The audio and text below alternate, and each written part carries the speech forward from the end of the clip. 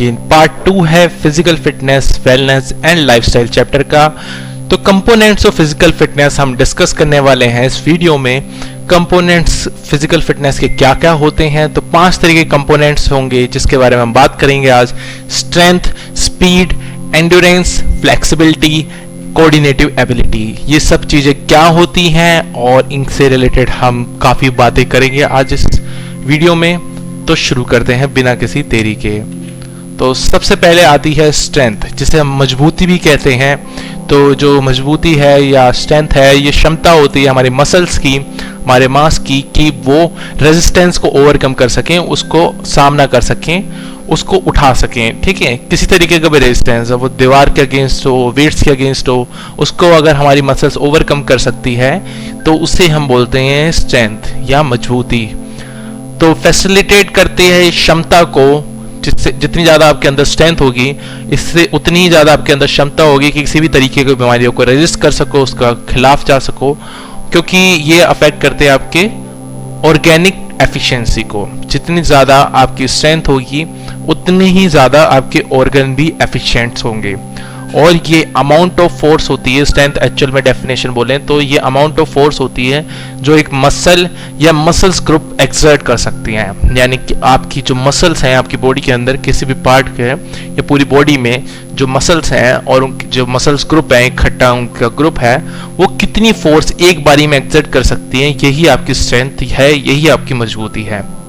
और it is achieved by voluntary muscle contraction. जो strength होती है इसको आप अचीव करते हो वॉलंटरी मसल कॉन्ट्रैक्शन से। मसल्स को कॉन्ट्रैक्ट करना वॉलंटरी यानी कि अपने कंट्रोल के थ्रू। ठीक है, आप खुद करते हो इसको वॉलंटरी, जैसे वेट ट्रेनिंग और ये सब, इससे आप स्ट्रेंथ को और ज्यादा बढ़ा सकते हो, अचीव कर सकते हो। Specific type of strength required होती है स्पेसिफिक टाइप ऑफ स्पोर्ट्स में। तो तरह तरह के जो स्पोर्ट्स होते हैं अलग अलग तरीके के, उसमें अलग अलग तरीके की स्ट्रेंथ की रिक्वायरमेंट होती है। बेसिकली स्ट्रेंथ आपकी 2 तरीके की होती है, वो होती हैं डायनेमिक स्ट्रेंथ और स्टैटिक स्ट्रेंथ। तो इनके बारे में भी थोड़ी बात कर लेते हैं।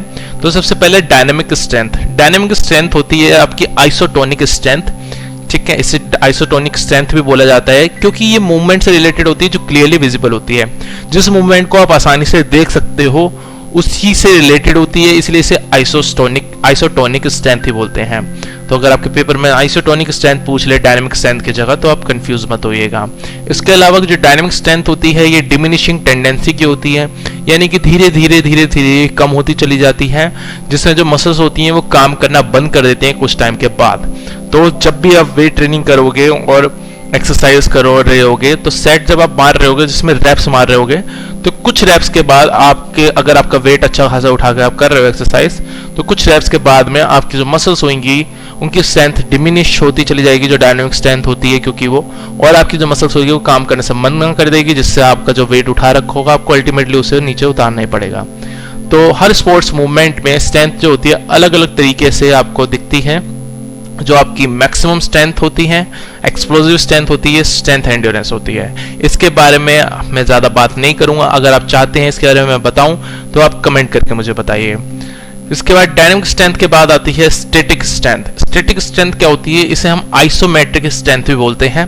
ठीक है, जैसे डायनामिक स्ट्रेंथ को हम आइसोटोनिक स्ट्रेंथ बोलते हैं, इसी तरीके से हम स्टैटिक स्ट्रेंथ को आइसोमेट्रिक स्ट्रेंथ भी बोलते हैं। ये हमारी मसल्स की एबिलिटी होती है, क्षमता होती है कि रेजिस्टेंस के अगेंस्ट एक्ट करने की।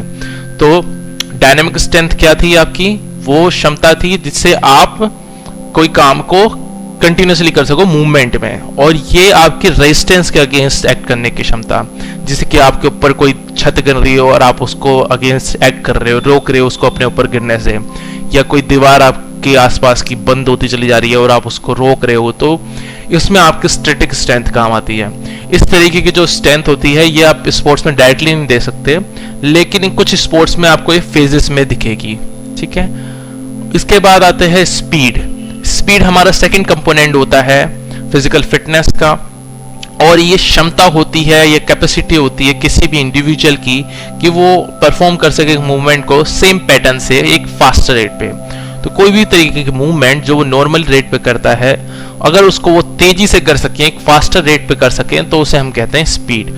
अलग अलग स्पोर्ट्स स्किल्स को चाहिए होती है, अलग अलग तरीके की फास्ट मूवमेंट्स और क्विक रिएक्शंस। ठीक है, फास्ट मूवमेंट, जल्दी से कोई भी चीज, कोई भी मूवमेंट को करना, क्विक रिएक्शन, उस चीज, कोई भी आपने एक चीज कर रहे हो उस पर रिएक्ट करना जल्दी से। तो ये आपकी अलग अलग चीजें होती है अलग अलग स्पोर्ट्स स्किल्स में। स्पीड जो होती है वो डिपेंड करती है हेरिडिटरी फैक्टर में, specially types of muscles fibre जो होती है, एक होती किसी के पास है, वो आपके हेरिडिटरी फैक्टर पे डिपेंड करती है। तो दो तरीके के आपके मसल फाइबर होते हैं, fast Twitch fibre, slow Twitch fibre. इसके ऊपर डिपेंड करता है कि आपकी बॉडी किस हिसाब से वर्क करेगी, क्योंकि जो फास्ट ट्विच फाइबर्स होते हैं बहुत तेजी से कॉन्ट्रैक्ट करते हैं और मैक्सिमम फोर्स को प्रोड्यूस करते हैं, लेकिन फैटीग क्विकली, लेकिन जल्दी थक भी जाते हैं। तो फास्ट ट्विच फाइबर्स स्प्रिंटिंग के लिए अच्छे होते हैं, ठीक है, लेकिन ज्यादा फोर्स को भी प्रोड्यूस करते हैं बट थक भी जाते हैं, तो आप इससे मैराथन नहीं कर सकते फास्ट ट्विच फाइबर्स, मसल आपके में ज्यादा होगी तो। और स्लो ट्विच फाइबर्स धीरे धीरे कॉन्ट्रैक्ट करते हैं, लेस फोर्स को प्रोड्यूस करते हैं, लेकिन फैटिक धीरे धीरे करते हैं, मतलब थकान आपको धीरे धीरे होती है, तो आप इसमें आराम से मैराथन कर सकते हो अगर आपके स्लो ट्विच फाइबर ज्यादा है। अब जो एक्टिविटी होती है स्पोर्ट्स पर्सन की, हम इसको डिसाइड कर सकते हैं परसेंटेज पे, जो भी उसके अंदर फाइबर्स है एक इंडिविजुअल के अंदर, ठीक है। तो किसी भी व्यक्ति की, स्पोर्ट्स पर्सन की एक्टिविटी है कि को क्या करना चाहिए उसे, वो हम इस चीज पे डिसाइड करना चाहिए कि कितनी उसकी बॉडी के अंदर फाइबर्स हैं, कौन सी परसेंटेज की फाइबर ज्यादा है, फास्ट ट्विच फाइबर ज्यादा है, इसकी स्लो ट्विच फाइबर ज्यादा है, ठीक है। तो ये तो हो गया आपका स्पीड। इसके बाद आती है एंड्योरेंस की बात। एंड्योरेंस होती है एक क्षमता आपके अंदर एक एक्टिविटी को लगातार करते रहने की, एक एक्टिविटी को लगातार आप करते रहने के बिना किसी दिक्कत के, ठीक है, आपकी एक क्षमता कि आप फैटीग को रेजिस्ट कर पा रहे हो, थकान को आप रेजिस्ट कर पा रहे हो, उसको थकान अपने शरीर में नहीं होने दे रहे, ये भी एंड्योरेंस होता है। जितने भी स्पोर्ट्स होते हैं वो एंड्योरेंस जो होती है बहुत ही ज़्यादा ज़रूरी होते हैं, ठीक है। कोई भी स्पोर्ट्स आप खेल लो दुनिया का, उसमें एंड्योरेंस बहुत ही ज़्यादा ज़रूरी होती है। मेज़र करते हैं नंबर ऑफ रिपीटिशन से, हम इसे कितनी देर तक हम कर रहे हैं, टाइम से मेज़र कर सकते हैं कितने आप नंबर ऑफ रिपीटिशन मार रहे हो। दो तरीके के होते हैं, शॉर्ट टर्म एंड्योरेंस और लॉन्ग टर्म एंड्योरेंस। तो शॉर्ट टर्म एंड्योरेंस उन स्पोर्ट्स में चाहिए होती है जहां पे जो एक्शन होता है बहुत ही कम टाइम के लिए होता है, लेकिन काफी इंटेंस होता है, यानी काफी इंटेंसिटी के साथ वो एक्शन लेते हैं, लेकिन काफी थोड़ी देर के लिए होता है, जैसे hockey, football, wrestling, weight lifting, shot put etcetera. जबकि लॉन्ग टर्म एंड्योरेंस की बात करें तो ये ऐसे स्पोर्ट्स में चाहिए होते हैं जहां पे जो एक्शन होता है काफी देर तक होता है, लेकिन इतना इंटेंस नहीं होता है, जैसे कि long distance races, long distance swimming, road cycling, ये सब। इसके बाद आता है इंप्रूवमेंट मेथड। ये आपका थर्ड तरीके का है जिससे आप इनको इम्प्रूव कर सकते हो इन एंड्योरेंसेस को। तो आप कंटिन्यूस ट्रेनिंग से आप इम्प्रूव कर सकते हो, इंटरवल ट्रेनिंग से इम्प्रूव कर सकते हो और रिपीटिशन से भी इम्प्रूव कर सकते हो, ठीक है। कंटिन्यूस ट्रेनिंग में आपको ट्रेनिंग लगातार करनी पड़ती है काफी टाइम तक, इंटरवल ट्रेनिंग में आप ब्रेक ले लेके करते हो ट्रेनिंग को, और रिपीटिशन में आप उस ट्रेनिंग को बार बार रिपीट करते हो, तो टाइम के साथ में आपको एंड्योरेंस बढ़ती चली जाती है। तो ये सब है आपका एंड्योरेंस रिलेटेड। इसके बाद नेक्स्ट कंपोनेंट आता है फ्लेक्सिबिलिटी। ये range of movement of joints होती हैं, यानी कि आप अपने जॉइंट्स को कितना ज्यादा मूव कर सकते हो एक पर्टिकुलर डायरेक्शन में, अलग अलग जॉइंट्स को आसपास आपकी कैसी मूवमेंट्स है, इसी को हम फ्लेक्सिबिलिटी बोलते हैं। जो रेंज ऑफ मूवमेंट्स होती हैं वेरी करती है सिग्निफिकेंटली जॉइंट टू जॉइंट, एक जॉइंट से दूसरे जॉइंट पे अलग अलग होती हैं, लेकिन ये स्ट्रक्चर पे डिपेंड करती है, सराउंडिंग जो आसपास के टेंडन्स होते हैं, लिगामेंट्स होते हैं और मसल टिश्यूज होते हैं, उसके स्ट्रक्चर पर डिपेंड करती है। जो फ्लेक्सिबिलिटी होती है ये रिलेटेड होती है जेनेटिक फैक्टर से और फिजिकल एक्टिविटी प्रोग्राम से भी, ठीक है। आपके जेनेटिकली क्या आपके पेरेंट्स से आपको जीन्स मिले हैं उसके ऊपर भी फ्लेक्सिबिलिटी डिपेंड करती है, और इवन फिजिकल एक्टिविटी प्रोग्राम्स पे भी डिपेंड करती है, उससे भी आप अपनी फ्लेक्सिबिलिटी को बढ़ा सकते हो। तो दो तरीके की आपकी फ्लेक्सिबिलिटी होती है, पैसिव फ्लेक्सिबिलिटी और एक्टिव फ्लेक्सिबिलिटी। तो पैसिव फ्लेक्सिबिलिटी होती है, ये आपकी क्षमता होती है कि आप ज्यादा से ज्यादा खुद को स्ट्रेच कर सको, लेकिन किसी और की मदद से, बाहर के थ्रू किसी की मदद से, या वो मशीन भी हो सकती है, कोई इक्विपमेंट भी हो सकता है, या फिर कोई पर्सन भी हो सकता है। ये हमेशा ज्यादा ही होती है एक्टिव फ्लेक्सिबिलिटी से। और फिर एक्टिव फ्लेक्सिबिलिटी वो क्षमता होती है जिससे आप कोई मूवमेंट को दूर तक कर सको, काफी लॉन्गर डिस्टेंस तक, लेकिन बिना किसी एक्सटर्नल हेल्प के। ये होती है एक्टिव फ्लेक्सिबिलिटी, और ये सबसे ज्यादा जरूरी होती है, जो कि कम होती है पैसिव फ्लेक्सिबिलिटी से, लेकिन जरूरी भी ये होती है। जितनी ज्यादा आपकी ये होगी उतना ही आप फ्लेक्सिबल ज्यादा होगे। अब जो एक्टिव फ्लेक्सिबिलिटी है ये भी दो पार्ट्स में डिवाइडेड है, स्टैटिक फ्लेक्सिबिलिटी और डायनामिक फ्लेक्सिबिलिटी। तो स्टैटिक फ्लेक्सिबिलिटी आपकी हो जाती है डाइविंग में, स्टार्टिंग पोजीशन का स्पोर्ट्स में, इसमें स्टैटिक फ्लेक्सिबिलिटी काम आती है। और डायनेमिक फ्लेक्सिबिलिटी जब इंडिविजुअल कोई मोशन में होता है, जब वो चल रहा होता है या फिर कोई भी चीज़ वो कर रहा होता है तब।